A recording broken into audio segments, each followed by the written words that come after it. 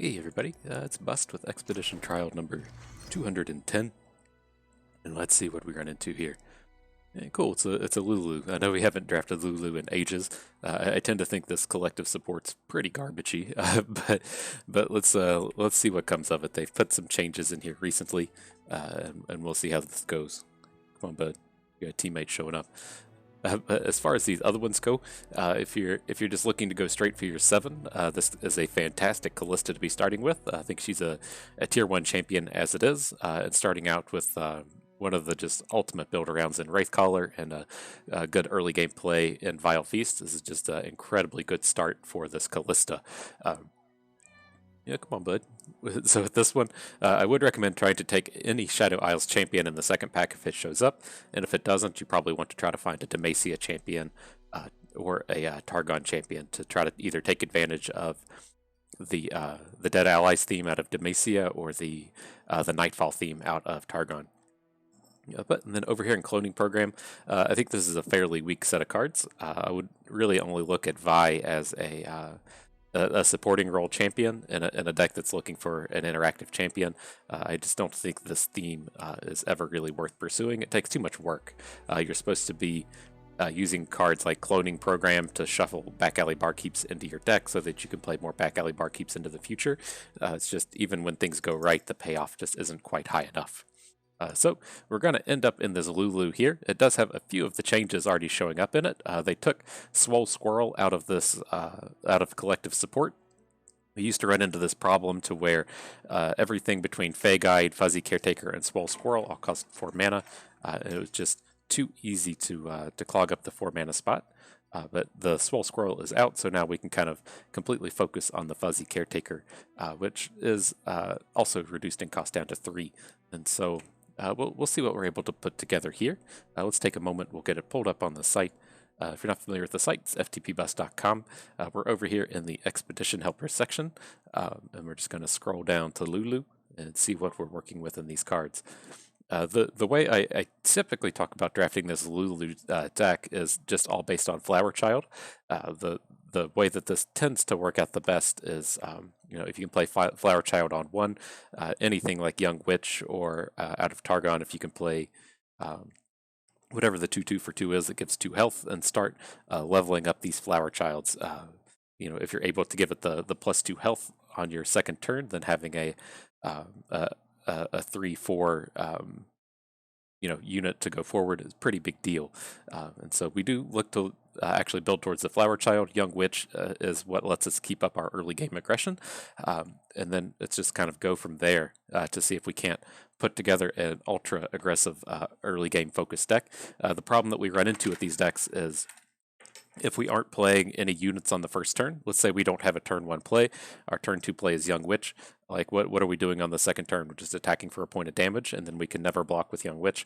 That's not super exciting. And so then if we move into the third turn, say we get our Lulu online, then, we're wanting to attack with this kind of naked 2/3 Lulu that maybe we make a Young Witch a 4/4 with. Like, it all starts to fall apart if we don't actually have that turn 1 play. And so if we are looking to do this full Lulu build around, we have to really focus on our early game plays, and then some of our protective combat tricks like Twin Disciplines or whatever Barrier Lifesteal is called.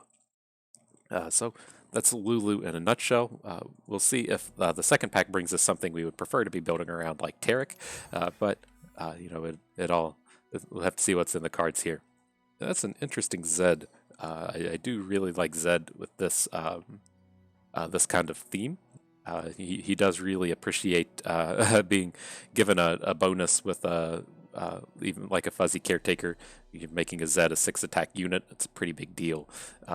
So I could be convinced to go down this path. I'm also kind of interested because I think Discipline has the what's it called, the 4-cost unit. Oh, shuffle went the wrong way. The Kinku Wayfinder, which is always, of course, very interesting if we try to just stack up on Ionia, which is a reasonable thing I could see us trying to pull off. With these other packs, though, I'm not super interested in Vladimir. He's just not going to pay off with anything in Ionia. If you're going to do the Vladimir build around, you really need to be paired up with Freylord for the regenerates, or paired up with Demacia for the Tufts. It's just not ever going to be a good pairing with a Lulu-centric deck. And here we could look to dive in on this Diana. This is a pretty good pairing, giving Targon to the support deck. If we're looking to just go full support build around, we kind of have to go with this Diana, because that's where we would end up finding the, what's he called? It's easier to see these things in Collective Support Tarek. We call Tayari. There's the other big 2-drop that we're looking to build around, but it's not ultra necessary. This is the only common 2-cost support unit. Otherwise, it's just Mentor of the Stones and Mountain Sojourners and the Epic slot, which is just impossible to actually have show up. And so, what I'm thinking we want to be doing here is going in and taking the Zed. I think this is where we're going to get the most build around value if we're going to try to do these supports. I still plan on just drafting 3 Lulus. Maybe we'll do 2 Lulus and 2 Zeds, because he is a pretty tough champion to pass up on. He's just far and away a tier 1 champion, one of the best in the game. But we'll see if we can craft a little Lulu build around, because a lot of what I like to do in these runs is you've seen me draft Discipline Zed half a dozen times. It's very clear what to do when he shows up. But what if there was like a different champion here? What if this was, say, like a Karma?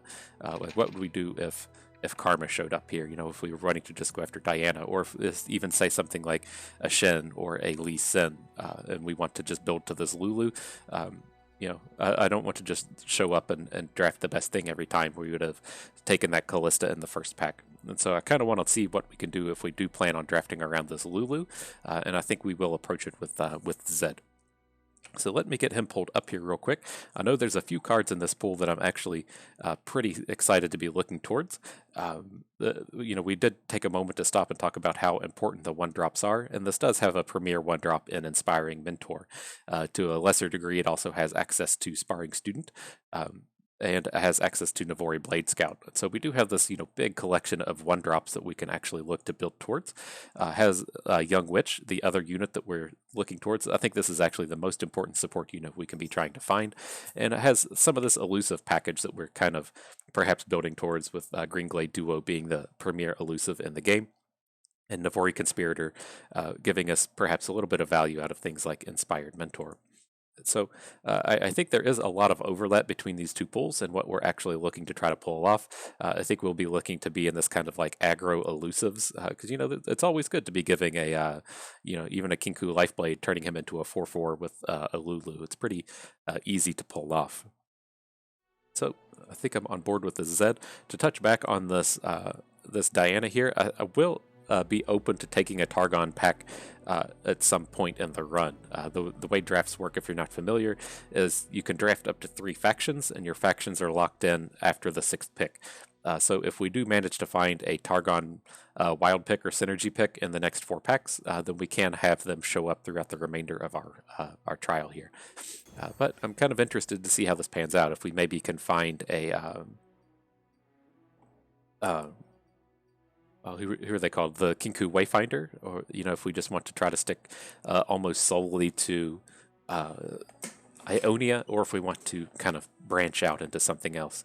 And I think I do want to come out here and take this this Hush.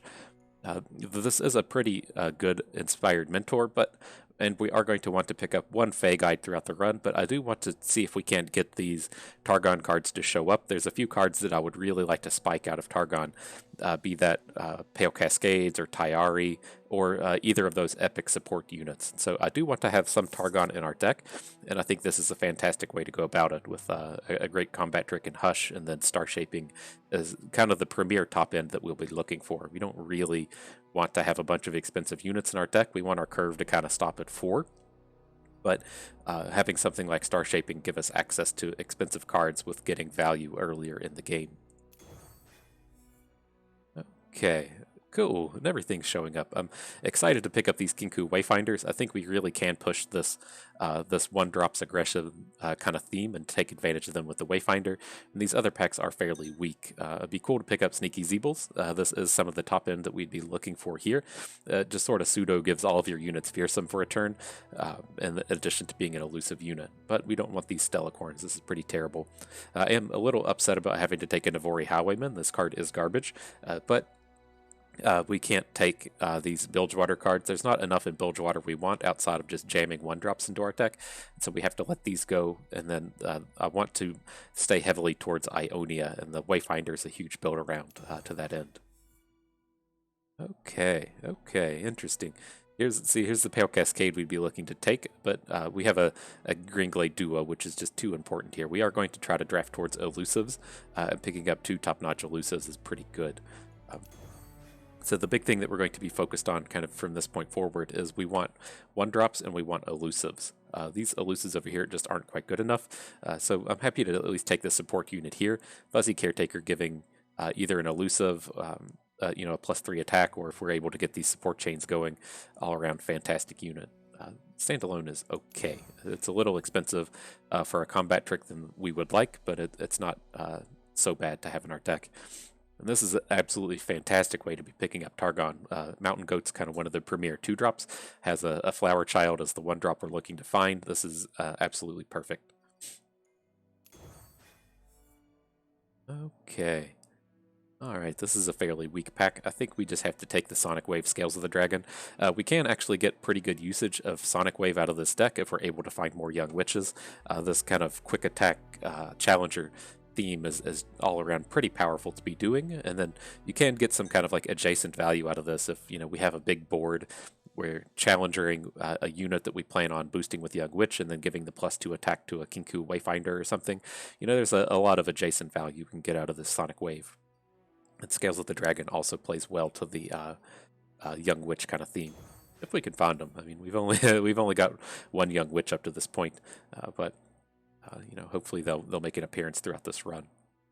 Here, I'm happy to pick up another Sonic Wave. Key Guardian is not too impressive here, but we can potentially get some usage out of it. Okay. I would love to be able to pick up these Zenith Blades, but I just don't think this is going to be a viable strategy here. So I'm going to pick the Conspirator with the Twin Disciplines. If we're taking a Twin Disciplines and an elusive unit, we want the one that's over in Ionia.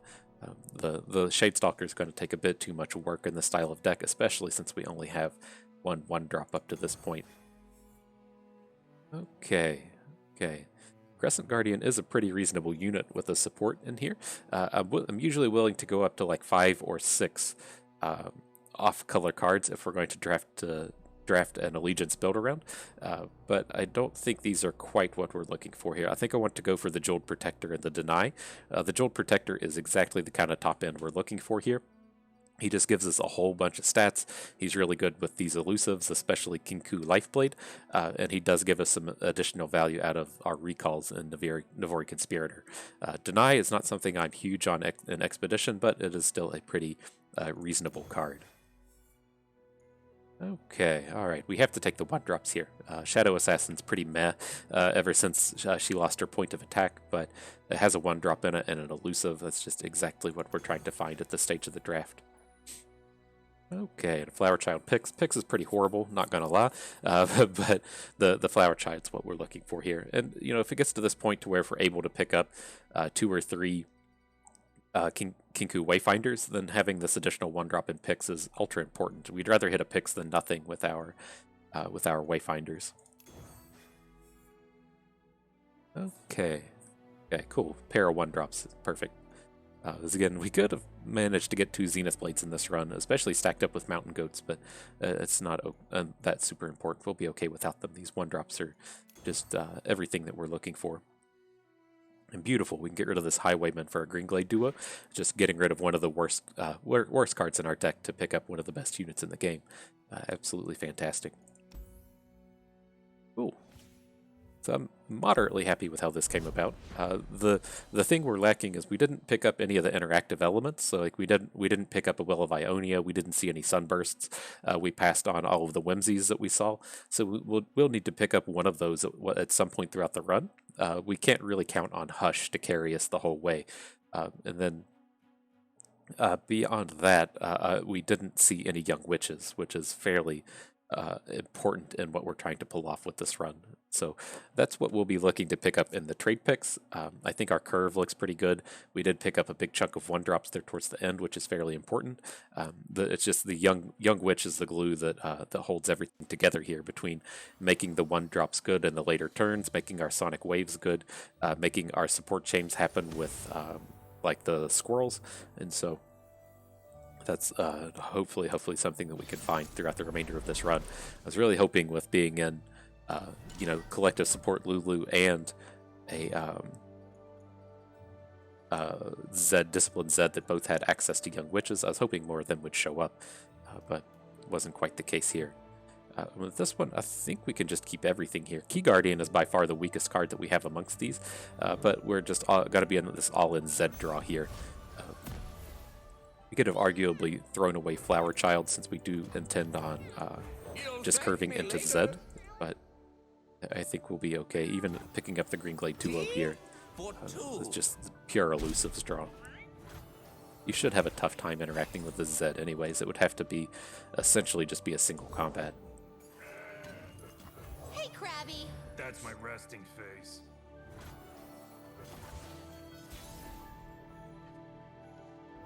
Okay, well, let's go for it. I am the blade in the darkness. A little luck for those who need it. I'll show you how it's done. Beautiful.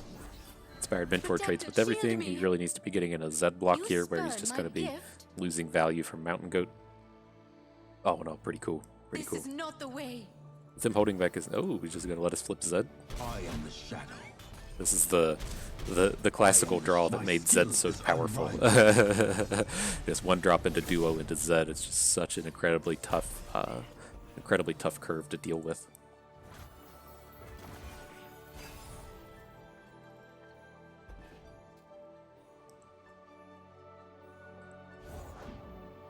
Okay, this game should essentially be over. Bask in her radiant blessing. I don't think we need to like spew everything out. I would like to keep access to Stand United, so let's just play our 2 units. That would leave us with 1 additional mana next turn. We're going to roll up to 5 mana and then have 2. Oh, he's doing stuff. Witness Man, glory. it's unfortunate that that's a. Oh man, he's just annihilating our board. There's nothing we could have done about it, but can't hush through any of this.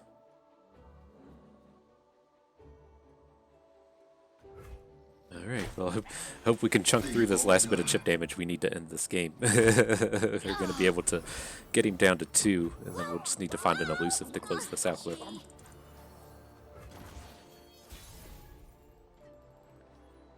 Tea for 2.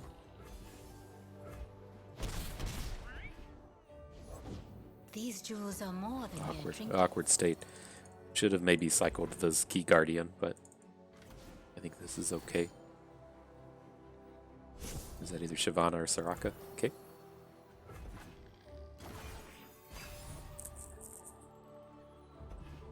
There we are. Let me guide you. We don't have like the full mana. Okay, excuse me. There's spells that matter we don't have to really worry about. I'm just going to go ahead and cycle this thing onto our Lifeblade. Sure, here's a Pix. We're going to bank up the full, just 2 spell mana. It'll be enough. Back you go, little And then just plan on winning this with the Lifeblade.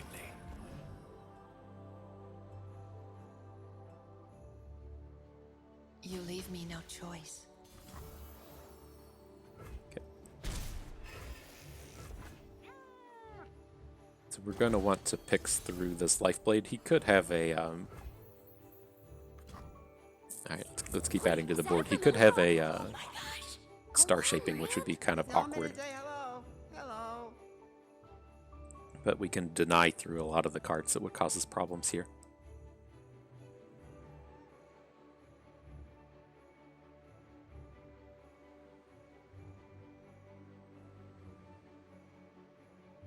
And the big one that I was interested in here is Hush. So if he tries to make like a gem into like 2-drop Nightfall unit, then we'd be good to just Hush through it in combat. I think this should be enough to close out this game, but been wrong before.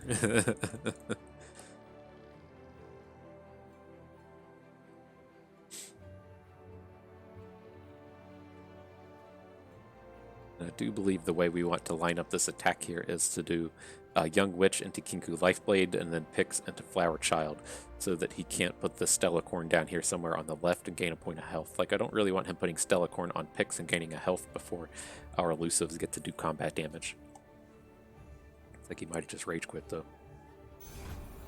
Come on, Rib! Slow down! Okay. Oh, don't get too close!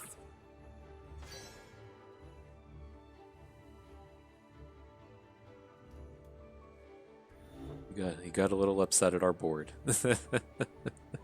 Thought he recovered against our Zed and didn't quite get there. It's alright, friend.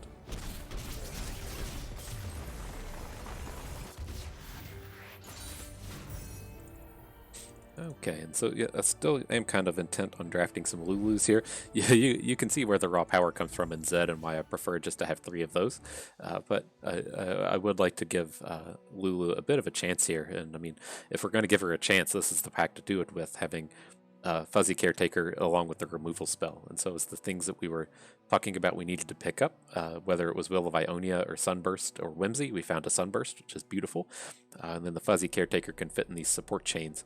So after this pack, just kind of the big thing that we're looking to do here is I'm okay to pick up some more 1-drops. I'm okay to pick up more Green Glade duos. I really want to find another Kinku Lifeblade or 2, if that's, or not a Lifeblade, a Wayfinder, if that's an option. And then we need to find Young Witches. And so Young Witch is the big one from this point forward. I would be willing to kind of sacrifice some of these earlier game plays if that's what it amounts to have to get a Young Witch. But, she's the important one that we're looking for now. Okay.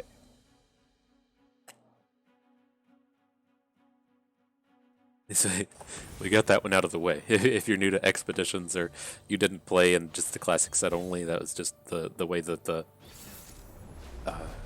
way things used to go a lot of the ways. As you would see, Inspired Mentor into Green Glade Duo into Zed.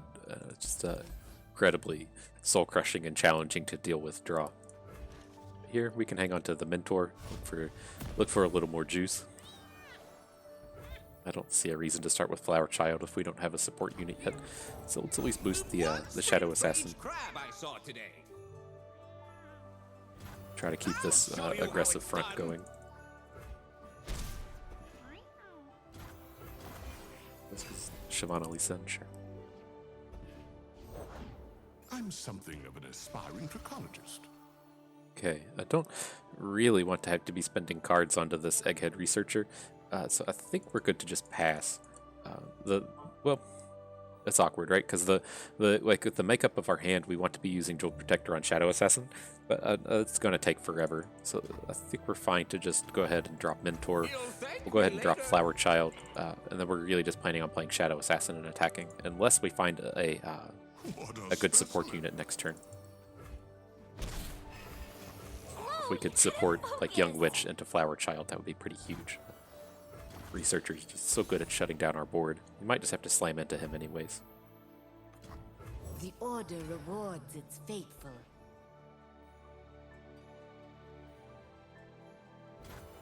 They cannot hide.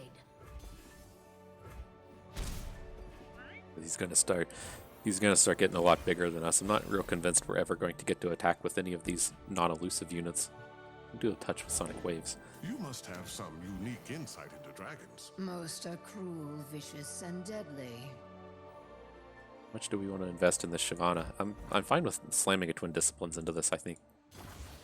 Just passes, that works for me.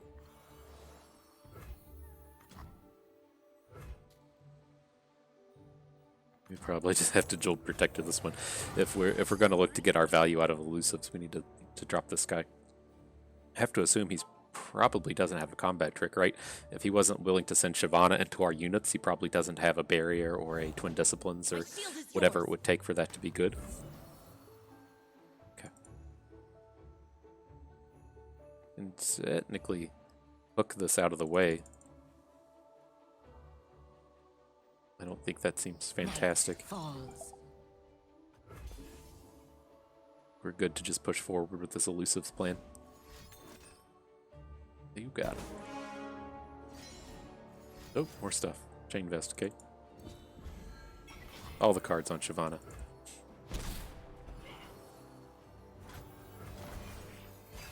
So yeah, we just need to be not dying. We don't have to super focus on taking her down. As it stands, you know, we can +5 attack out of our hand between Twin Discipline Sonic Wave. Green Glade Duo can hit for 5, 8, +3 here. So, I mean, if we're looking at just the units we have in our hand, it's going to be 5, 8, 11, 11 +5. However those mathematics work out. At least with this one, I think we need to protect our Shadow Assassin. I'm fine with these other things. We're just going to be hitting in the ground. But it at least lets us spread out our damage a little bit here.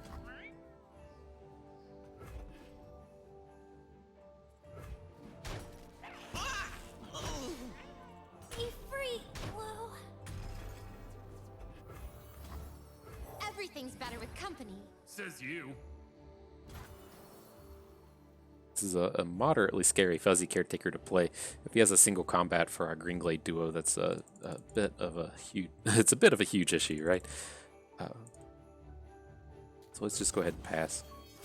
If he plays an Elusive here, we can Sonic Wave through it.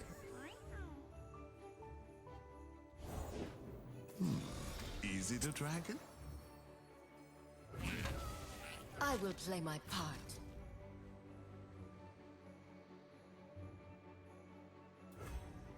Okay. This is your end.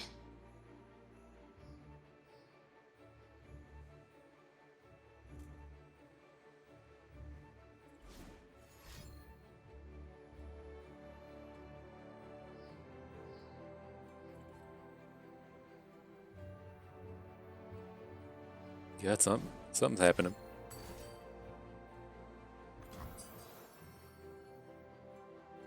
Can we ever survive that with this? No. We can... oh, I thought we had the different spell in our hand. But this is okay, I guess. We can at least take down this Shyvana. Or no, she won't flip. Okay. Sure, you win Challenger.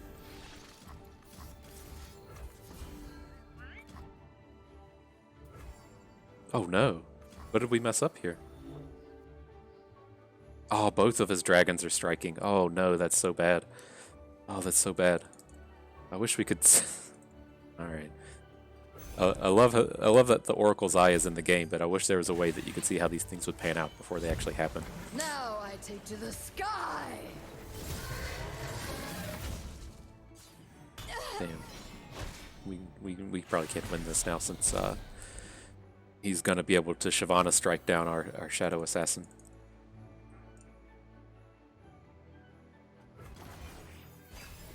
Damn. Alright, well, there's an out, I guess. You and I have met before. Can't kill us here. Let's let him do whatever he wants to do in combat. What a specimen.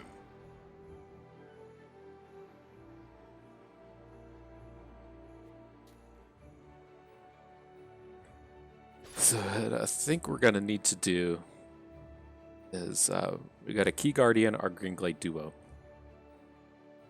So this thing can now survive Shyvana's strike that he's about to pick up.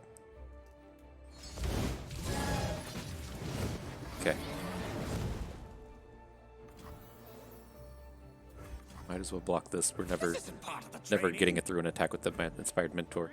But then this would at least be +3 in our hand to the Green Glade Duo.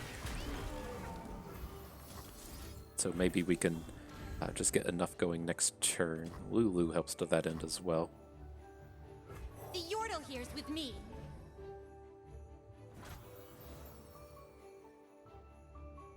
Oh, he's out of mana.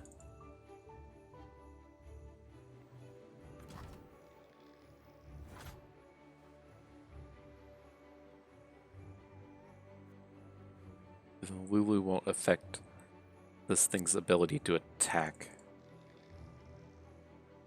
But, so we got 3, 4. If we go this route, then we just have to find another unit next turn. That's probably a big ask. I think I messed this up too. I didn't realize he was going to be out of mana. So we have to get Scales, Lulu, and Zed all down. Or it doesn't have to, we have to get 3 units down, one of them being Zed. So we can at least start with this guy.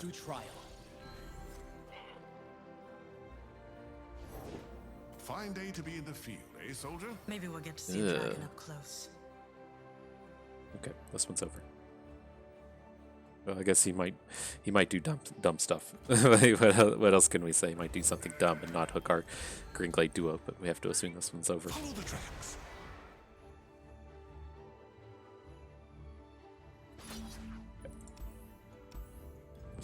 We might have been able to get that one if I played it a little better, but I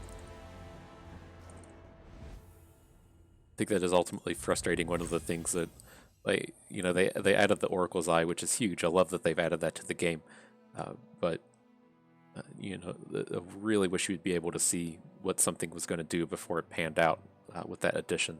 Here, I'm going to pick up Yusari over Shadow Assassin. It's a good way to close out these games, but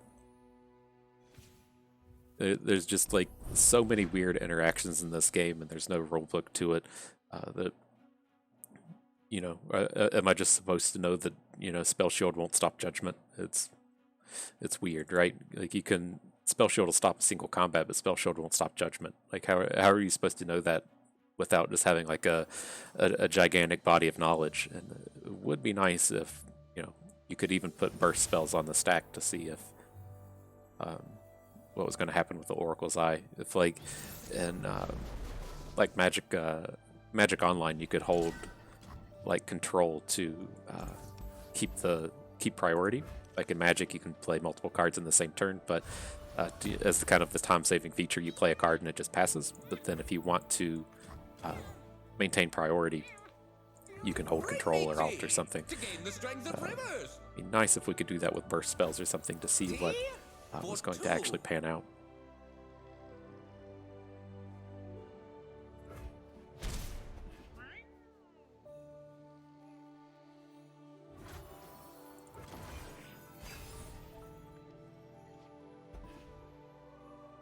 But at any rate, we're moving on and moving forward. Cool. We're extremely good against these Star Spring style openings. We're good to add in picks next turn. We can maybe not. Oh, well, if we're gonna add Lulu, can you ever? I think we're just gonna have to wait to build this up. I'll show you how it's done. I want to have some of this spell mana banked up. So ideally, we'll bank up 3. Next turn, we'll play Pix and Lulu, and then we should have big support attacks following on our next attack.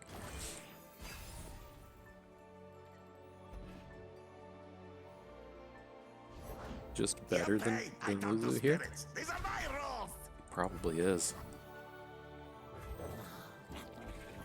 Since we have this like full combo with Pix in it, and I want to be able to like stand united, or ideally just be playing Sonic Wave plus Twin Disciplines next turn.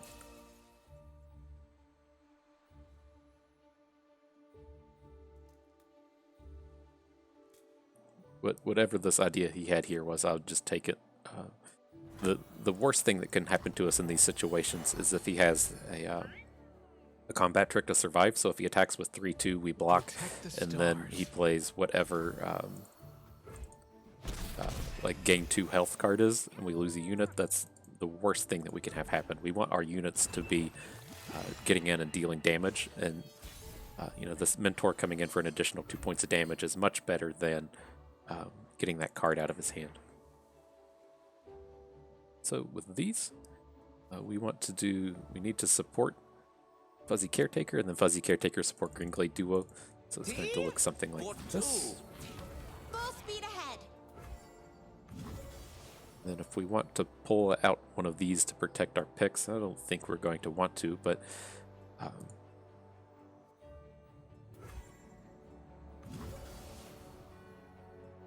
so ideally we could do this. He's probably just gonna block this 100% of the time anyways. If he comes down here and tries to block picks Inspired Mentor, we're pretty okay with that.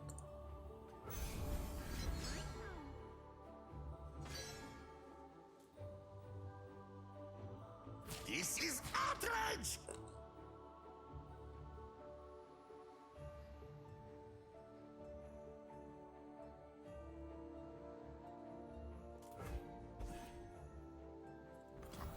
Okay, I think we're good to just throw out a Sonic Wave here.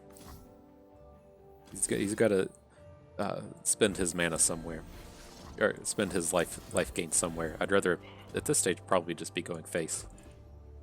But he has like a star shaping or a gain 2 health thing like 100% of the time here. Yeah.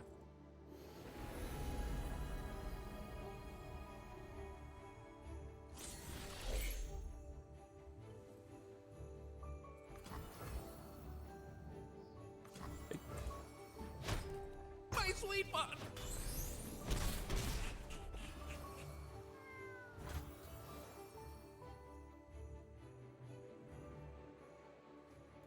Good to just bank 2. Lulu doesn't really add anything, but it also, you know, gives out a lot of information with this Usari.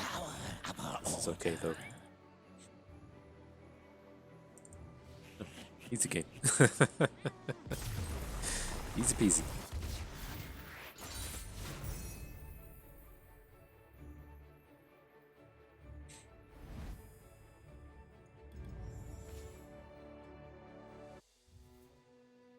Alright, these aren't young witches.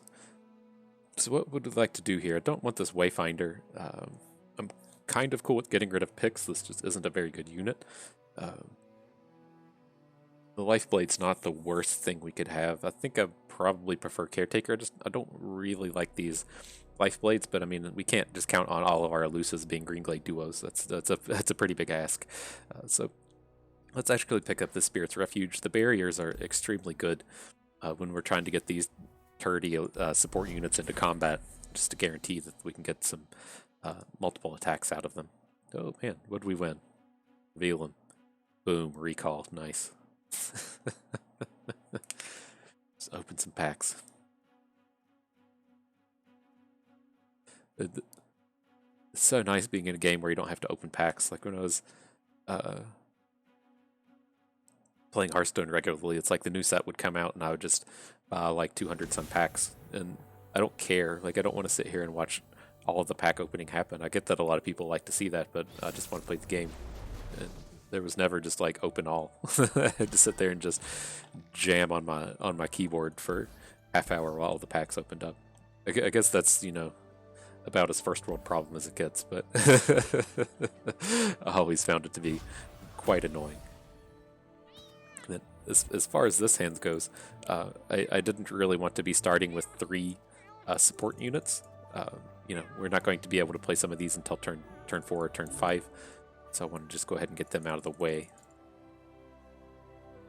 I want to lead with Mentor here, but I'm trying to think of where we want to put the bonus. Probably put it on You'll Lulu. soon understand my methods. Maokai Trundle. I'll show you how it's done. Right, because this is immediately, like, the idea is we're going to be playing Flower Child and then Lulu and attacking.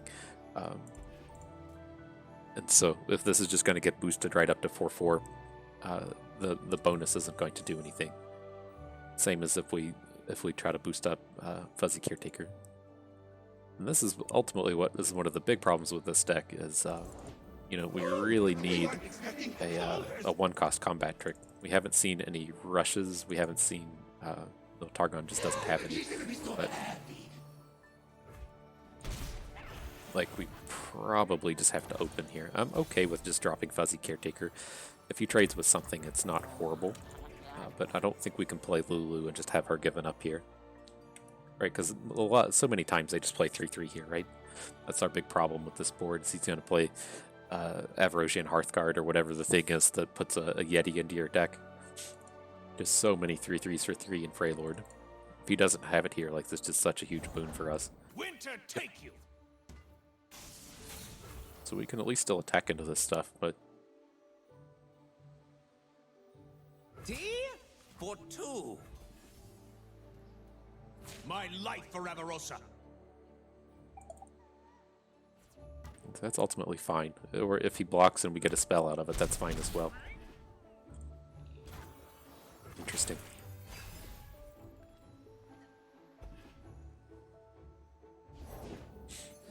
Yep.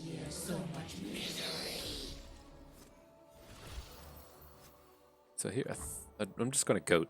I want to twin disciplines into this combat. I don't think we're ever really going to be like supporting this Lulu. Well, this is all he's bringing.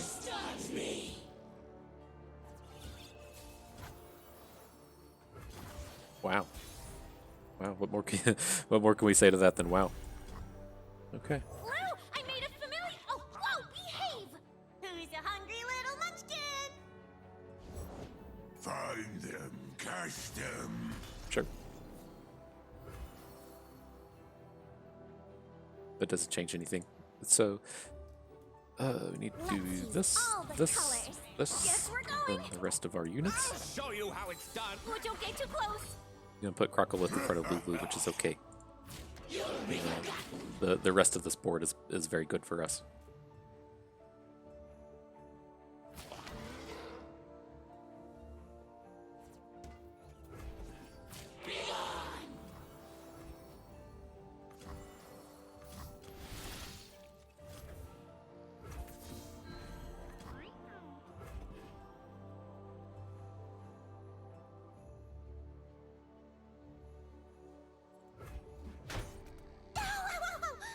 Okay, clean it up. My sweet bun. I do kind of want to go ahead and gem this this flower child. It's kind of close when we have these things like Usari in our hand, and we're probably going to have to close this out with Elusives. But I don't want this dying to a unspeakable horror or a Avarosian Sentry, Hearthguard, and so I want to just go ahead and give this a little protection.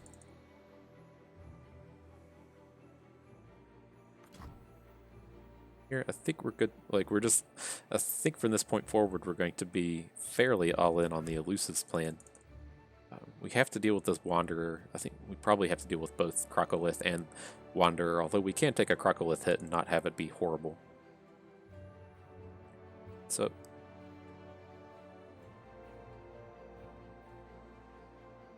as it stands, how does this play?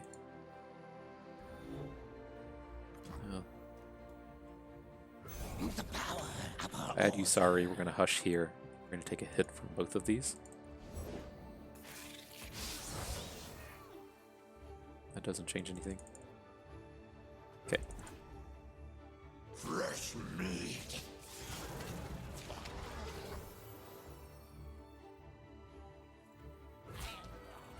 Oh, he likes you.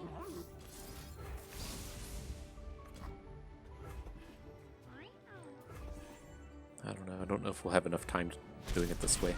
Be free. It deals with the important units. Really need to spike another elusive here. It's not an elusive.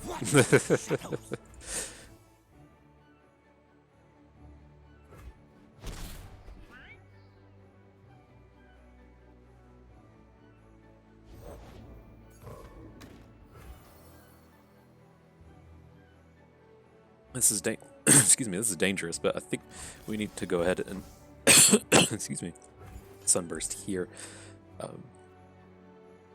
We're just gonna have to survive. We see through all. Excuse me, like survive this stuff as long as we can. The Croccolith is the only thing that's like ultra scary here. We're only ever going to be attacking with elusives, and I feel kind of scared, dropping down deny, but they're dropping to where we can't play deny. Let's see, get a couple good top decks here, but it also should be extremely hard for this guy to kill us next turn. so we can hopefully get 2 attacks in. What's that noise?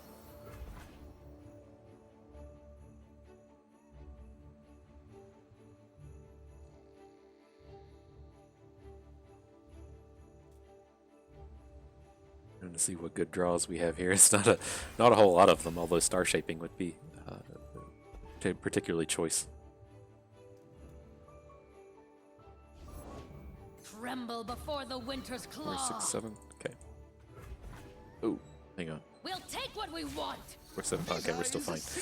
I thought that was going to ultimately be a huge problem in that I immediately counted it up and thought we could just block the Skitterer, but I didn't think we needed to play Blade Scout. It turns out it doesn't matter. Because I wanted to save this for next turn in case we draw a Green Glade Duo or something.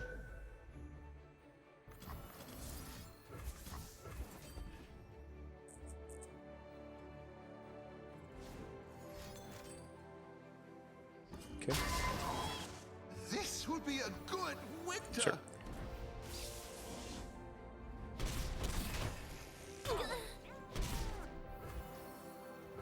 Alright, so what can we do? Green Glade Duo, or we can get a combat trick. We got some ways to do it. This is short, right? 4 plus 4? 1 short? I don't think we have any way to go face. They picked the wrong road. No need to give up. Oh yeah, that's reason enough to give up. I don't think we can do anything. I guess we can draw star shaping or something and he can make bad plays. Oh man, he's good game into. Oh, he's just got Doom Beast. Sure, nice top deck. Well done. Okay.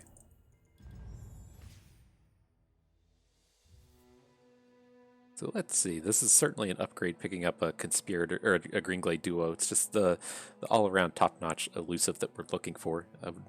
There's other parts of our deck I would rather be upgrading, but I think this is okay.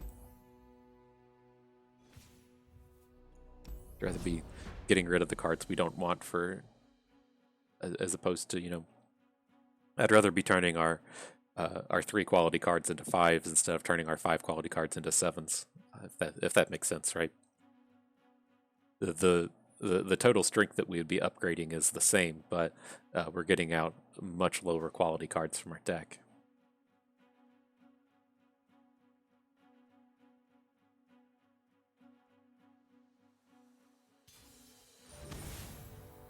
All the cards. Timo, Heimer, Twisted Fate. Okay. Oh, the Wayfinder makes his first appearance. So I think we're good to hang on to Mentor and Wayfinder. There's a lot of raw power here. And then I just kind of have the idea that we can probably mulligan into a 3-drop, should we need to find one.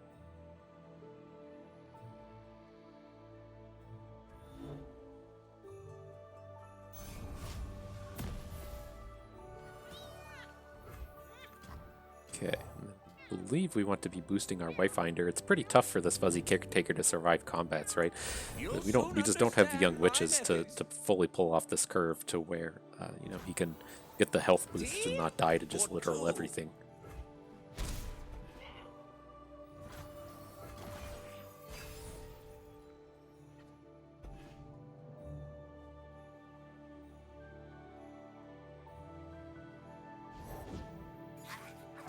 Sure.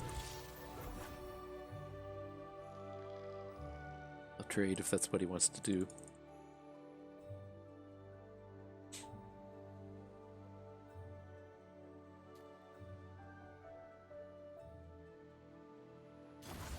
Cool. I think this is all we can be doing here, right? We're about to pick up a... we're just going to play... Caretaker. He's never attacking here, and then like we're planning on next turn playing a Kinku Wayfinder. We should be able to get some good value out of the Wayfinder, and then 2 turns from now we can Fey Guide our Fuzzy Caretaker to help him with his survivability problems. Happy to do whatever's needed. Eyes open. Watch your branches.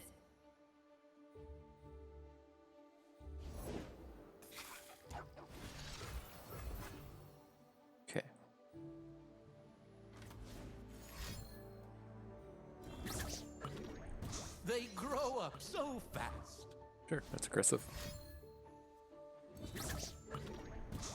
You typically want to be saving these for things like Heimerdinger. Right? Getting this chip damage when I'm at 20 is not a huge deal, so you typically want to be getting a little bit more value out of those puff caps. They'll never see me Maybe coming. he's got a different plan for things.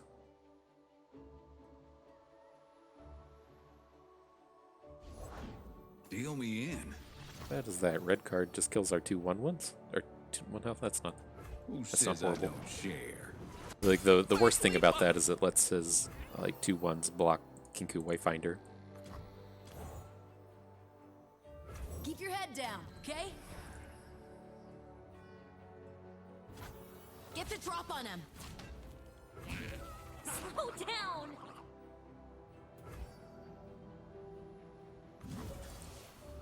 Oh, don't get too close.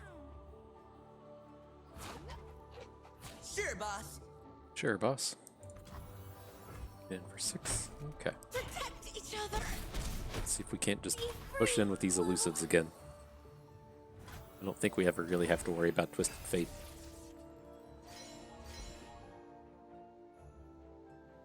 I am cool with just playing like a defensive Key Guardian and use Sorry. I think the way that we end up losing this is if he's able to just get in some of this chip damage and take us down to like 10, especially if this Puffcat Peddler is just going to sit on the board forever. So if we can do anything to dissuade him from attacking, like especially if he plays a chump walk, exactly. So I think I'm pretty cool with this. Whose fall will mark my passage?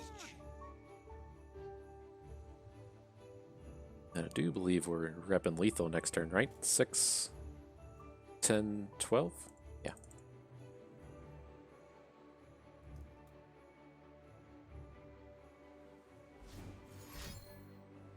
Pay dirt! How can I help? You got it. So it should be pretty safe, right? I mean, we have a barrier should we need it, we have a hush should we need it, and then the young witch getting in that extra bit of chunk damage. Uh-oh, here's a mystic shot. Oh, Bayou Brunch. Interesting.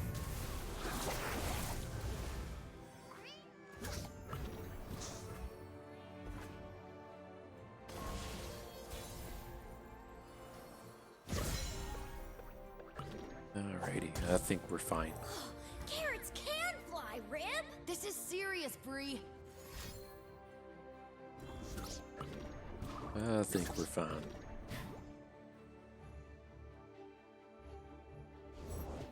Observe and learn. Come on, Rib. My final test. We did it! Yay! Cool. So here, I am planning on picking up Zed.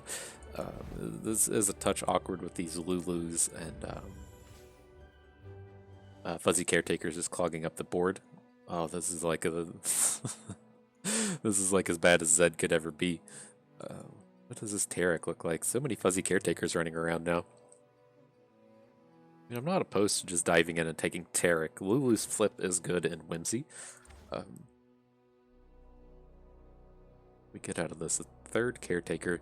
It's just like, again, we don't have the tools to make these good. Like, I don't know. We maybe passed on like one Tayari, but you know, this young witch is just such a requirement for these Caretakers. You know, if we're able to even just play Navori Blade Scout into young witch into Fuzzy Caretaker to turn him into a real unit. You know, having a 4-attack quick attack can get into combat with anything, but when he's just coming down and even potentially trading with our opponent's 1-drops, it's just such a brutal progression. I want the Zed, but these cards are horrible. Sun Seeds is just complete garbage.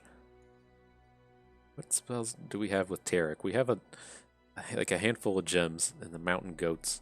Sonic Wave doesn't work. Oh, it's copy the last spell. You can technically Sonic Wave with Tarek. We have 1 Twin Disciplines, 1 Scales of the Dragon. Not ideal set of cards. I think we just want to go for the raw power and Zed, even though the Sown Seeds isn't very good. The Fey Guide can be okay. Like, the idea with Fey Guide is that you give your Fuzzy Caretaker Elusive, or you just give your Zed Elusive. But, okay. Hopefully we can trade out this Sown Seeds. I think if we're, just given that we have, like, 3 Caretakers, 2 Lulus, I think that's enough of this. Is kind of utility, attack boosting 3-drop. We either need challengers or we need like young witches to really activate those 3-cost supports.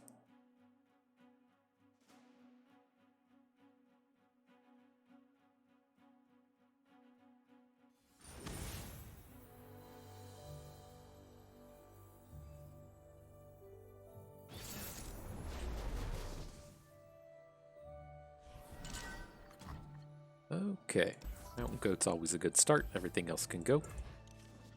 Vladimir Garen, we have plenty of time. That Sunburst is a reasonable keep against the style of deck, but I think we're good to just push on from those. And then here, let's boost up this Lulu. At least if we get her in a spot to where she can attack into a 3/3, then that could be enough to be good.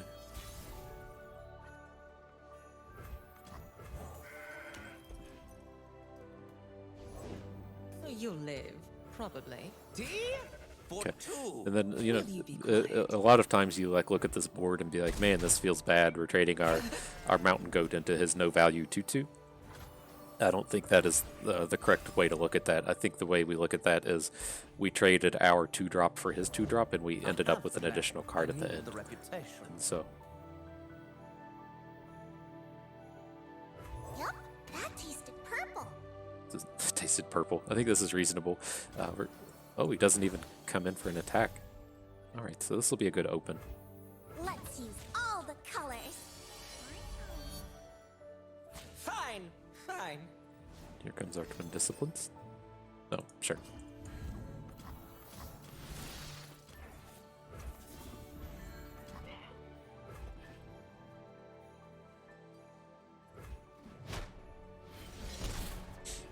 Alright, so hopefully we're reasonably safe here. He can play like Scorched Earth or whatever that thing's called. Does that cost 3? Like the one shot knocks and guillotine? I don't remember. But as far as those kind of like slower damagey based things roll, Lulu would come into the next turn and be okay.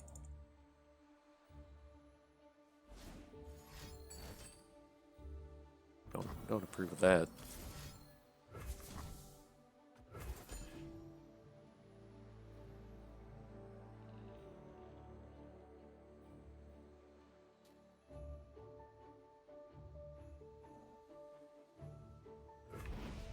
We're not like ever going to get like super huge value out of this Lulu. Hey, Krabby. But you know, that's a pretty good place to just go ahead and protect her. It's nothing personal. Why does this ever? This is a transfusion.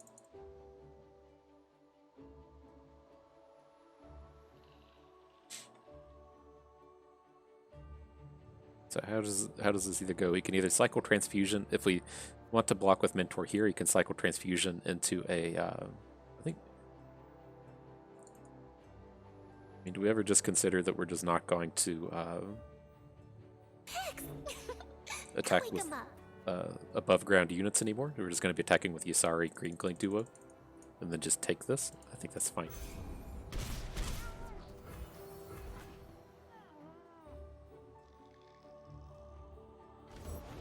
Be grateful I even noticed you.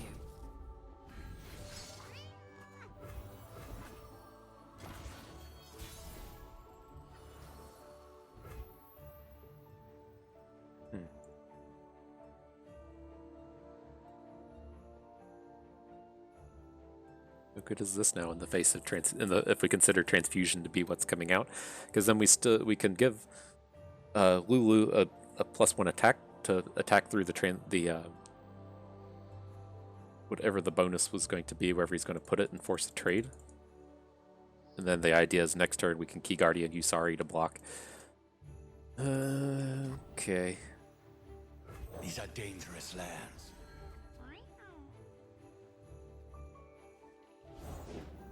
I like your style. I like your face. That play doesn't work anymore now that he has this thing. So let's just hit with the elusives.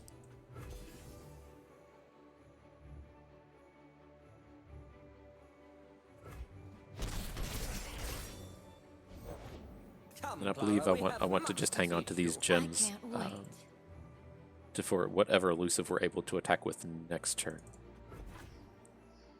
Let's pass. We can survive this if it's an open. Hell yeah, sown seeds. Look how good this is right here. Love sown seeds. I like to, talk about what I think the worst card in the game is. It's counterfeit copies, but sown seeds does give it a run for its money. If we're comparing sown seeds to counterfeit copies, at least this will be giving a unit +1 attack. The bloodier the better. Oh, beautiful. I could not care less about losing this Lulu. Where does it take us to 7? This isn't part of the training. Okay.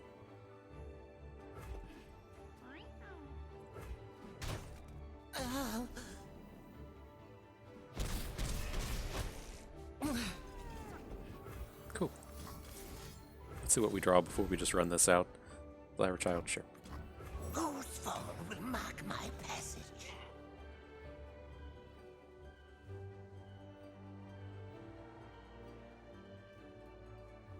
So, I mean, there's a non-zero chance this is unsuccessful next turn, but his deck does have a pretty tough time interacting with this stuff. He's going to have a concerted strike or something to try to take these down. Can't actually block any of them to fire off a lot of his cards. Like, he can't Whirling Death anything if he doesn't have blockers.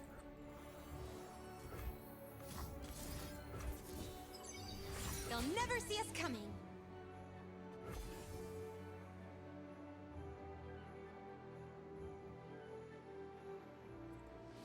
Got him.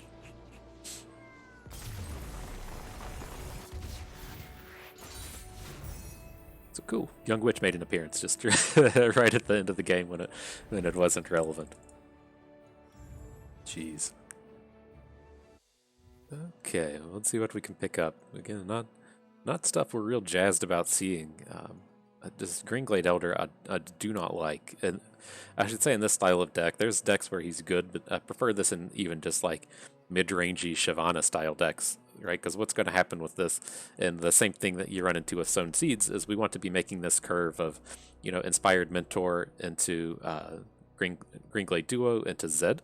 And like, what are we going to do? Like, play Greenglade Elder on turn 4? Or are we just not going to play any units until turn 3? Or even if our 3-drop is Greenglade Elder, we've played Inspired Mentor into Greenglade Duo, then we're down 2 cards in our hand that this could have potentially hit. It's just like there's very awkward hands where this wants to actually be good. I'm good to just let this go. I think we need to hang on to our 1-drops here. We're only at 5, and we have what's he called?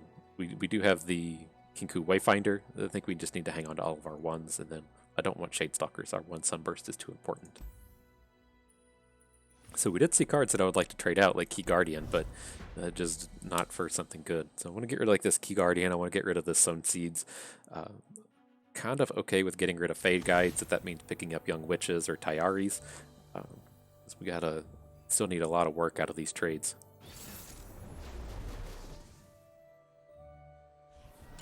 Garen Elise with the Noxus, so there's probably going to be some amount of spiders coming in here. And then with a hand like this, I'm good to go ahead and get rid of this as a 1-drop. We're never attacking with this Blade Scout early. And we don't have Young Witch to make him a good attacker early, so I think we're good to just go ahead and get rid of it.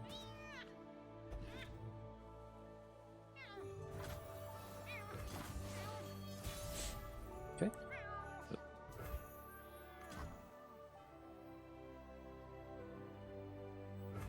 It's actually moderately interesting with the Sown Seeds now. I think we're good to go ahead and just pass on this. And we're going to Sown Seeds. I know what lurks in the shadows. Sure, we're going to Sown Seeds next turn, play Zed, and then follow up with double Duo on our turn. But I do want to play it now because I want our Zed to get this boost. Probably the best Stone Seeds I've seen in my life. Pledge yourself to the shadows. That egg, did it move? Quite the dish, aren't you?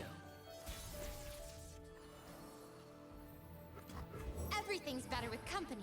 Says you. Okay, so I mean, there's a good chance that he just takes 1,000,000 damage here to try to get some kind of spider board going to where he can hook us back.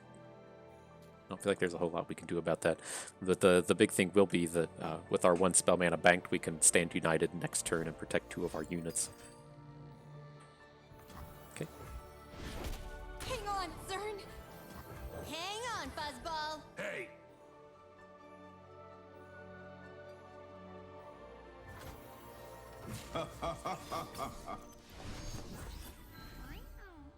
All right, there's a Stay a while. man. Oh, this is scary. Oh man, I don't know. I don't like what's happening there. Whirling Death, yeah. Okay.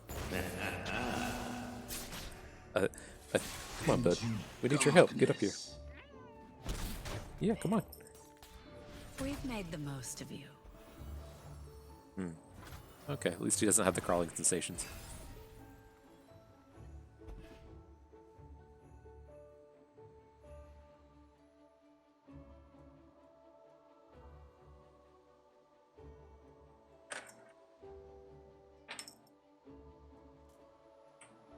Spent 2 removals. This is a deck where this should be fairly good. Why is he playing multiple Garens? Weird. So maybe he's just not that spider heavy and went and picked up a good Elise draw. Demacia shall prevail.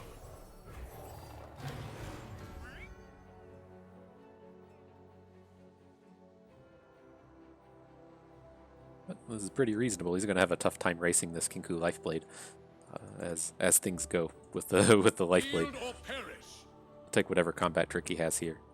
We're never getting a profitable attack on the Jeweled Protector, so if it trades for You won't suffer this first blade, long. pretty okay with it. No, I guess we probably go after his Elise. One of the ways this could start going south for us is if he gets one of these big challenger attacks in and could test our Lifeblade and our duo. So I think this is fine.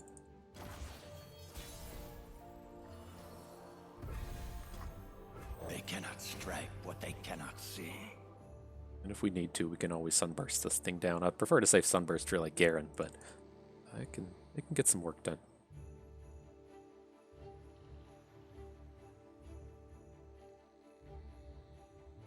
Then in this stage, we never attack with the Jeweled Protector.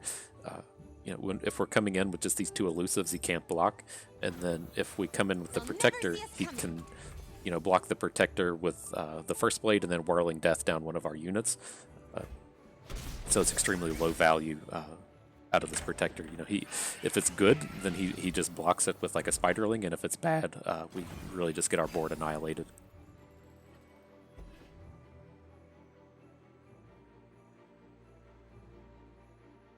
Justice by my It's a hand. big Stand United. At your signal.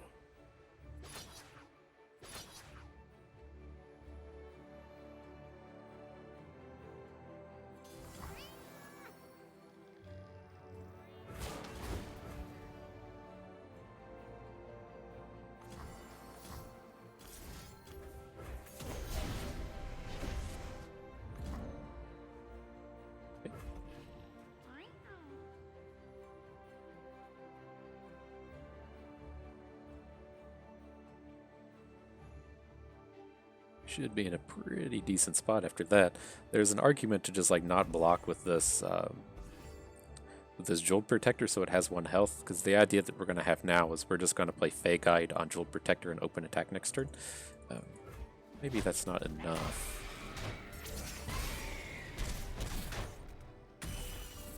Kind of like it though. Spark and I will keep you safe. Let's have infinite mana and infinite cards in his hand. Kato, sure. Seems good for us. Because that instance, he's going to need 2 cards to deal with what we have here.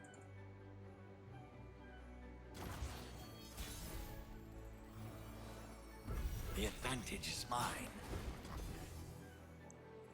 Okay. Good game, friend. You got him, bud. Got him.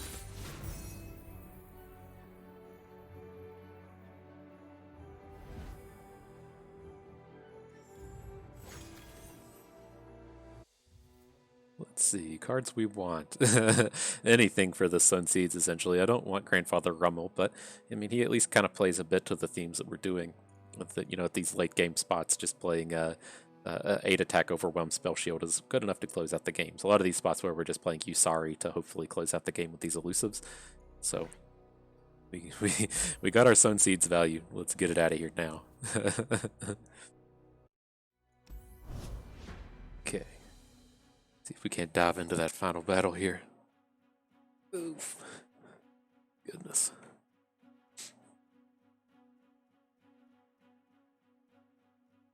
I just feel covered in cat hair again. This is a never-ending theme for the Free to Bust YouTube channel.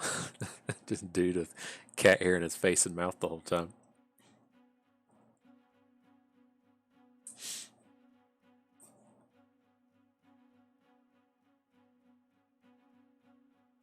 Here we go.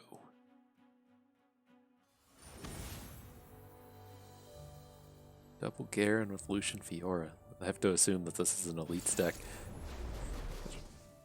Hopefully we line up with well. I would certainly be looking for a Green Glade duo kind of start. I think we're good to just shuffle all of these away. Didn't really spike what we were looking for, but we can't make the most of it. I think this would be much better on the evens. When we could play the Fey Guide on 4 and attack with Lulu, but For 2. let's see. It's a good chance that they just don't have a unit here. He didn't have a Cytherea if he has like a Battlesmith or something. Ooh, interesting.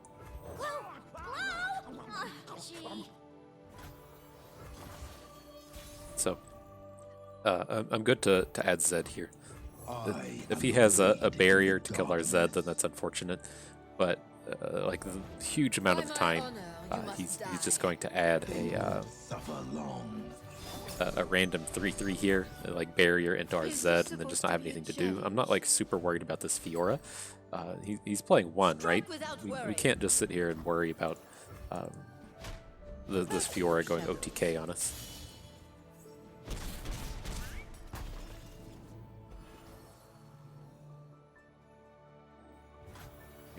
Maybe we can. Maybe we should be. But this is like seeing his champions lined up like this. It doesn't strike me as something to where he's going to have a whole bunch of barriers.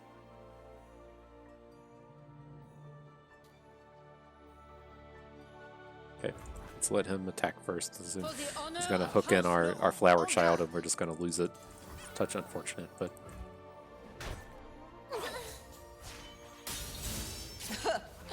Too easy.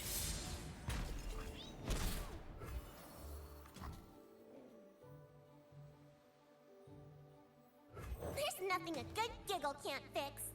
I don't even know if this is good enough anymore.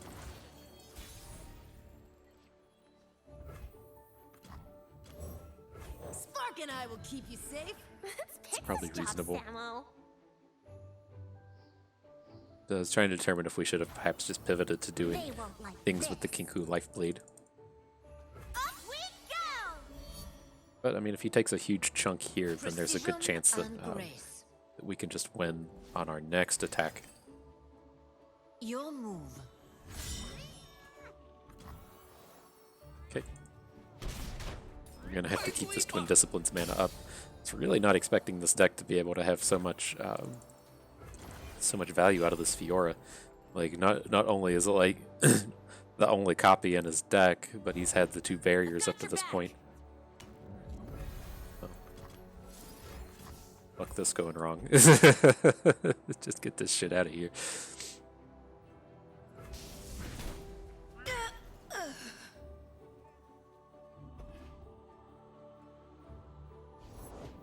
There's a chill in the air.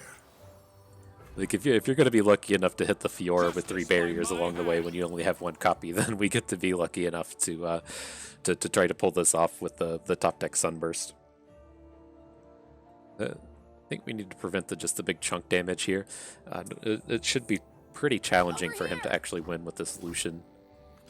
Well, I guess thing number 2 is that he is at 9, and we can do 7. We can bring like so much damage in next turn. Let's just do this. I'm not afraid. The only card he could kill us with here is back to back, and so I think we're good to just bank up the spell mana, play Kinku Lifeblade, and then just try to kill with a Lulu attack. These are dangerous lands.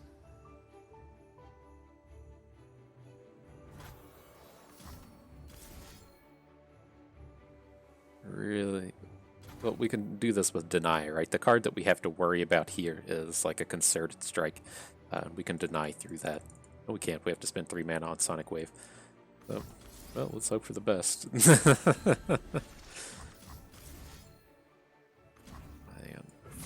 faster.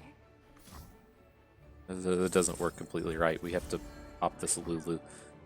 I think. I mean, I don't fully. That's probably, we should probably fully understand how those worked at this stage of the game, but I was afraid that if we Sonic Waved our Lifeblade, then Lulu would just upgrade it to a 4/4. Yet another spot where I wish we could do something to see the Oracle's Eye before we try to pull it off, but it's like, you know, when we're playing like at our level, like, you know, I know I'm not the best in the world or anything, but I am fairly good at expeditions. I don't expect to understand how almost all of the interactions work. I just can't imagine if you're a new player, or even if you know, you're the equivalent of like a platinum level expedition player, that you know, you just understand how every single one of these interactions works. But nonetheless, moving on, I don't want any of these. I still like having a Hush. It's incredibly good with our Elusives if we need to like hush out one of our opponent's units, or if we need to win a combat. It's good stuff. Don't really want these Usaris. Again, we need to hang on to all of our 1-drops. And this Kinku Wayfinder is one of our big payoff cards, so I think we want to keep him as well. Okay, here I'm fine with this. We have to pick up some kind of 2-drop support for these hundreds of fuzzy caretakers that we have. And so let's pick up Tayari. Sonic Wave. I think our ideal with Sonic Wave was very good. Sonic Wave plays extremely well with Young Witches. We've seen one Young Witch the entirety of the run, and so I think we're fine to just let those go. Here with this, I'm good to pick up Jeweled Protector. Scales of the Dragon doesn't play particularly well in our deck. Again, he was one of these cards that we would get a lot of value out of this with like a Young Witch. If we're able to, say, you know, play Young Witch, play Scales of the Dragon, get this 5-attack quick attacker in, and then on, say, like the following turn, play a Lulu, protect her with the Dragon's Protection. Like, this is a big cycle of good interaction, but it all hinges on the back of having Young Witch. And without the Young Witch, I think we're good to just pick up the Protector that plays extremely well with all of our Elusives. Okay. Alright, well, I'm good to pick up another removal spell in the place of Star Shaping. Just, we rarely find ourselves in a spot where we need this. I do like the idea of having this in our deck, but picking up just the pure removal in Sunburst is A-okay with me. Oh man, it's finally a Young Witch, but at the cost of a Blade Scout. I think we just have to go ahead and take it. Even if we don't have the 1-drops with Young Witch, just the Young Witch into a 3-drop is fairly potent as well. So, all right, let's do it.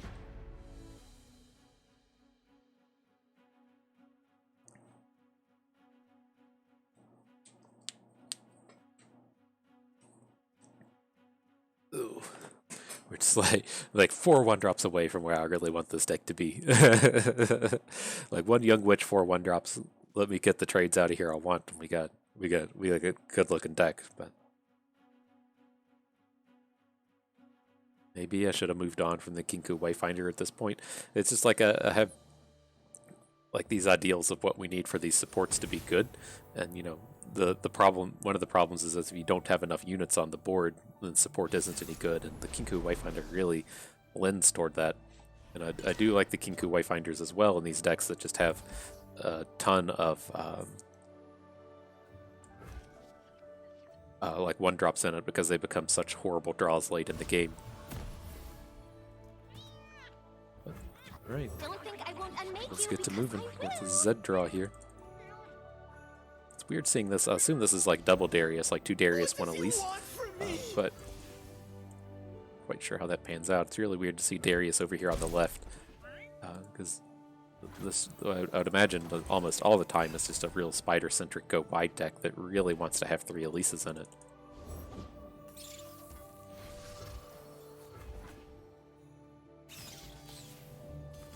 Okay.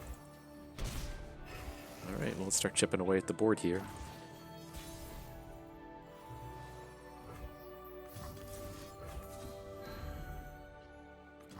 I am the blade in the Get our big darkness. Darius answer.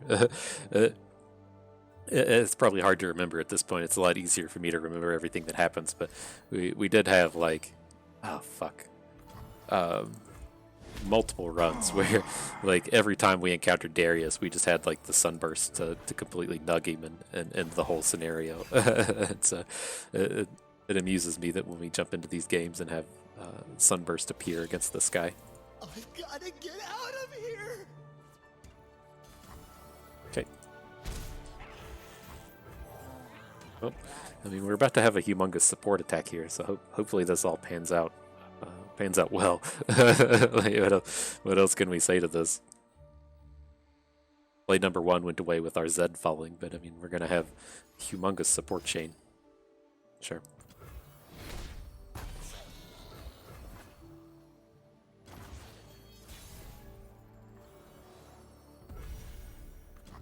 Today, base camp. Tomorrow, the summit.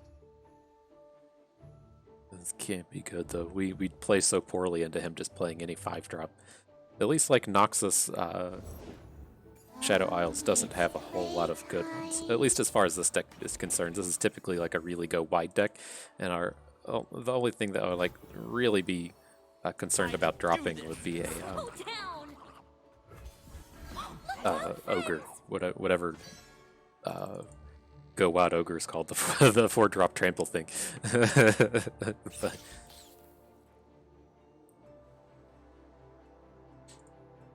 Just leave me alone! okay, our support's gonna survive.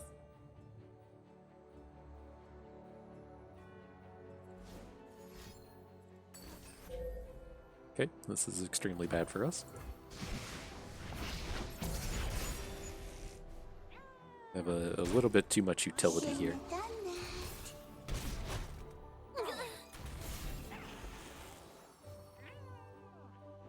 But, I mean, his board is horrible. So, let's see if we can't push this any further. This is exactly the kind of spot to where I'm like, man, I would love to just have a Kinku Wayfinder, just to add some dudes on the board to get some supports going. Nothing escapes my notice. Okay. He's getting real spewy here. I think we should be able to survive this to the point to where we get a good Spirit's Refuge, ideally on Rummel. To see what comes of it. Where'd she go? I think this is a pretty ideal Sonic Wave into this. I mean, I don't even feel like we need to deal with this prankster.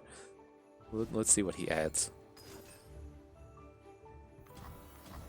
Probably never going to get a deny the rest of the game, so we might as well go ahead and take advantage of this.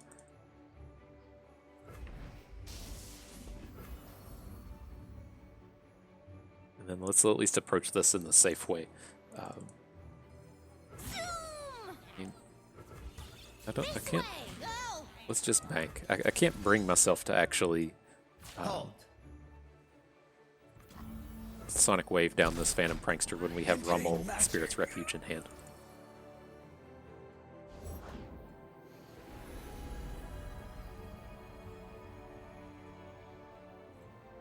I think we're okay. This is going to be huge. It's going to be really tough for him to get enough stuff on board that we really care about next turn. And Calm mind and open heart greet the night. I think this is good.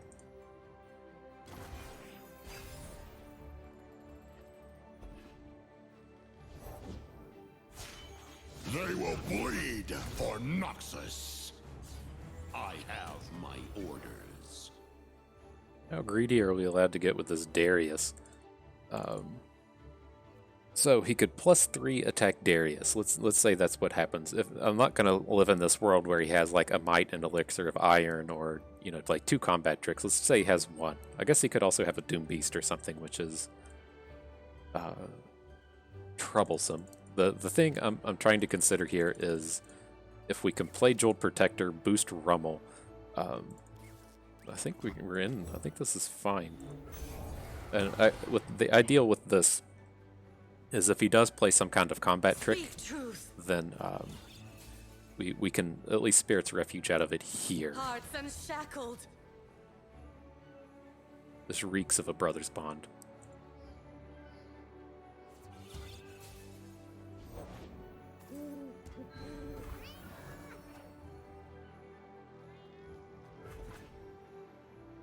Change is coming. Speak truth.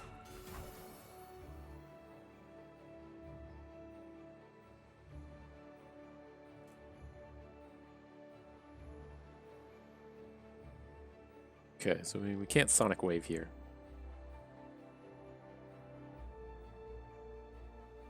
Still, I think this has to be Brothers Bond, right?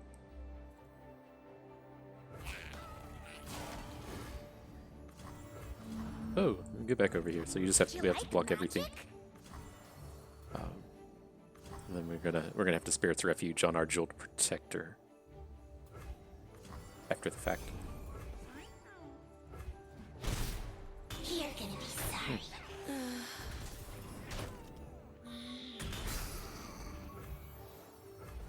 Interesting. This is a fairly shitty spot to be in now.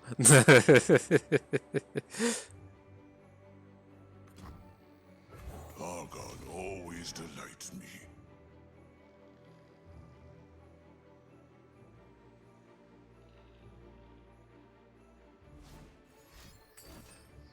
Okay.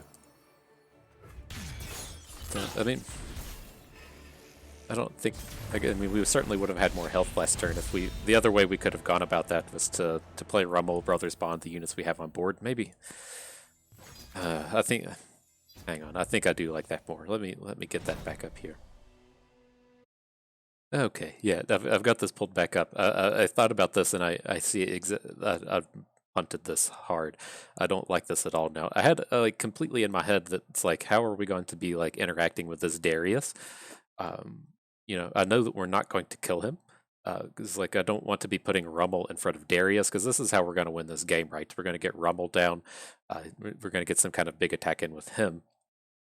But as soon as like I pulled this back up, the thing that I immediately thought of that we should be doing here is like, well, I guess part 2 of the problem was I didn't think we could win this game without playing a Spirit's Refuge on Rummel, which is probably true, right?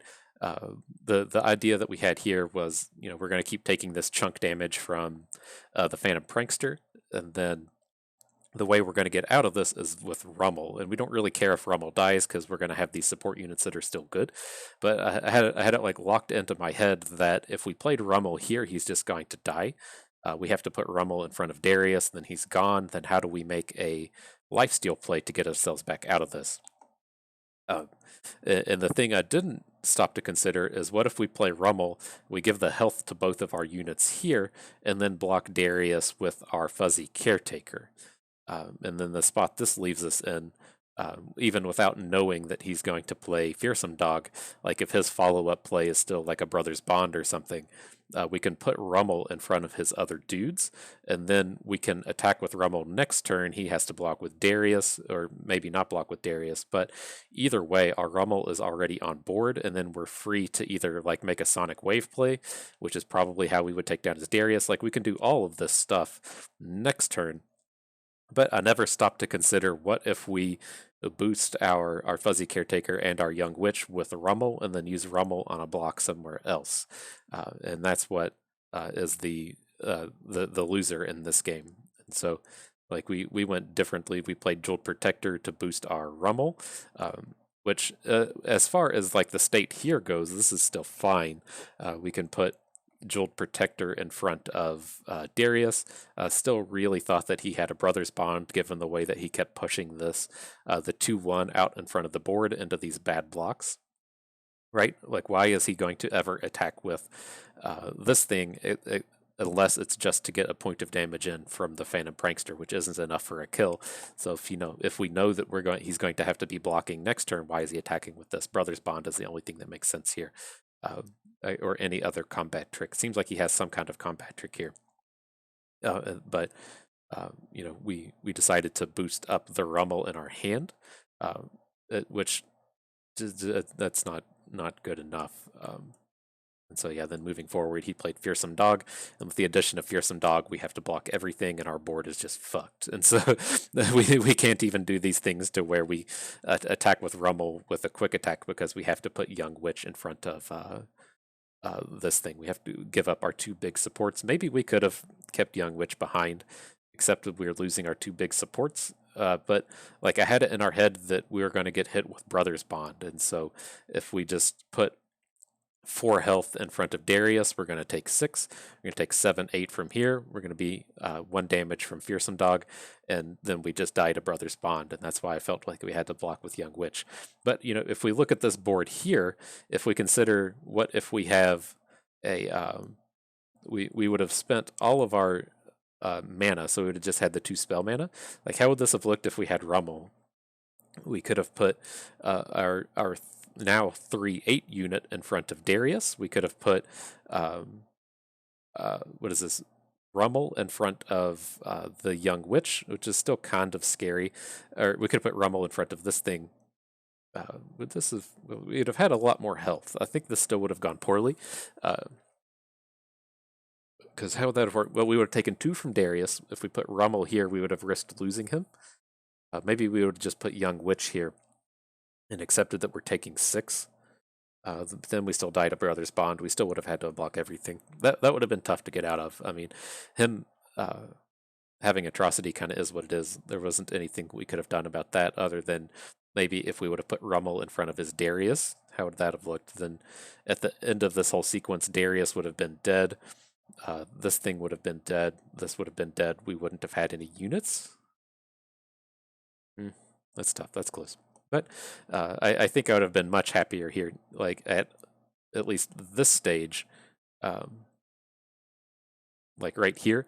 I think playing Rummel here looks a whole lot better. I don't think, with knowing that he had Fearsome Dog and no play, that's just a lot of hindsight. I think just getting as much health on board at this stage, so we could put Young Witch in front of the thing here and have it survive. Put the Fuzzy Caretaker in front of Darius. Have us only take 2 damage, or we could, as that would have lined up actually, if we played Rummel, he plays Fearsome Dog, we could have just put Rummel in front of Darius, and then his other attacks wouldn't have been good. Yeah, that all around would have just been better there. But nonetheless, that's not what we did. You just got to be here, you got to learn and move on, and pick things up from where you can. Do better next time. But nonetheless, okay with how this deck turned out. The Young Witch is what this is all about, and so there's no 2 ways around it. She's the actual cornerstone of this deck. And so I was trying to, I do like to come back and revisit these archetypes. I know we haven't drafted Lulu, or we haven't drafted support in a long time. I did get a request like a month or so ago of someone that was having a lot of success with Tarek, and to kind of revisit Tarek. Absolutely just haven't seen him since that point. I haven't been trying to avoid the comments. I do want to come back and revisit these things. I can't remember the commenter's name, but they were having a bunch of success with Tarek. And said, hey, Bust, come back and give it a shot. I literally just haven't seen Tarek in the past month. And so, given the shot to see Lulu here, I did want to come back and revisit it, see if things had changed. My initial thoughts on Lulu and what we did at the beginning of Call of the Mountain was, these 1-drops are extremely important. The things that we run into with this deck that are real problematic are, if we're going to look at a support, when is Young Witch good? She's only good on our turn. We can never block with Young Witch profitably. At best, you get some kind of trade, and even then, you don't really want to be doing that. And so, if we're going to get Young Witch down and we're going to get value out of this, knowing we can only get value out of this half of the game, then we have to just have these like real huge raw like opening attacks to where our opponent has to be blocking what we're doing and not blocking it well. And so, if the extent of what we're doing is playing Young Witch on 2 and not attacking with it, that's horrible. If we're playing Tyrari on turn 2 and not attacking with it, that's horrible. And then even to that extent, if we're playing who's he called? Fuzzy Caretaker on 3, and say we get at a Tyari on 2, Fuzzy Caretaker on 3. If the extent of our turn is to attack with Tyari plus Caretaker and not a third unit, it's so super bad for us, right? Our opponent's just going to take 3 damage from Fuzzy Caretaker. Extremely high chance that they get a value block on Tyari, because it's so easy for our opponent to just have a 3/3 on turn 3. That this Tyari attack is just never good.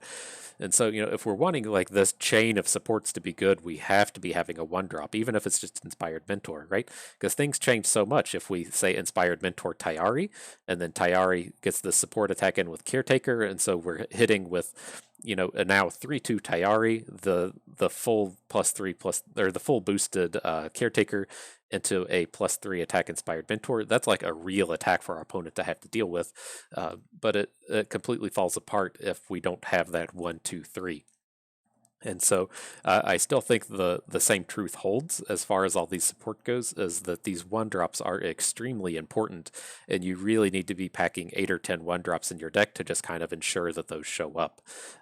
And so this does feel a little bit better now, now that Fuzzy Caretaker costs 3 mana. We don't have this humongous glut at 4 between Fey Guide, Fuzzy Caretaker, and Swole Squirrel. Like removing Swole Squirrel from the deck feels fantastic. Adding the Caretaker at 3 mana feels fantastic. I'm really happy with how that change panned out. It does make this Lulu feel a little bit stronger.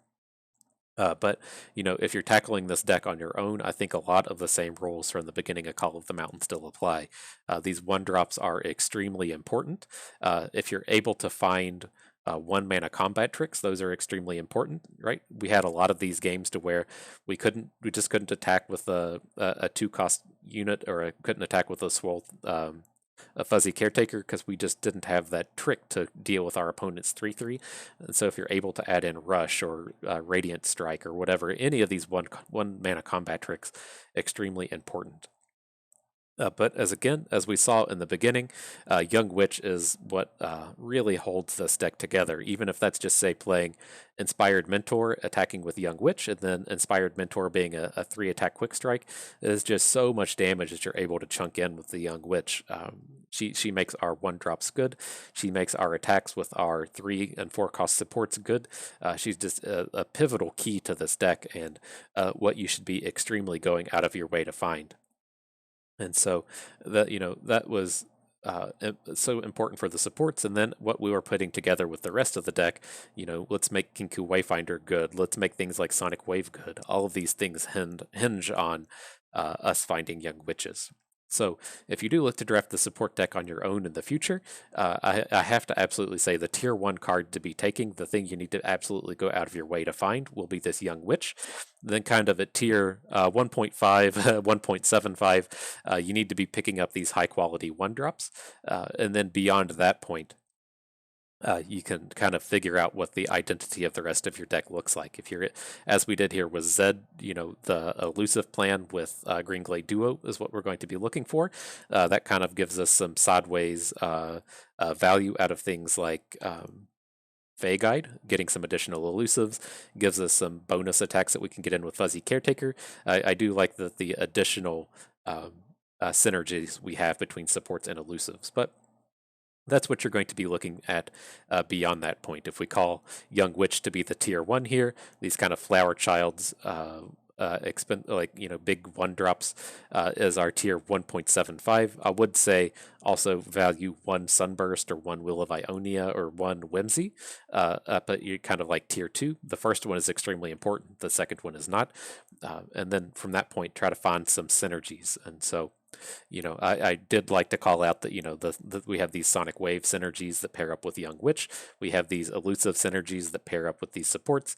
We have these aggressive synergies, either making an additional Elusive with Fey Guide or giving a Lulu Elusive with Fey Guide. Try to find out these like side synergies that you can get with whatever champion you find elsewise, right? You're never going to be able to come in here and be like, we're going to draft Lulu Zed all of the time.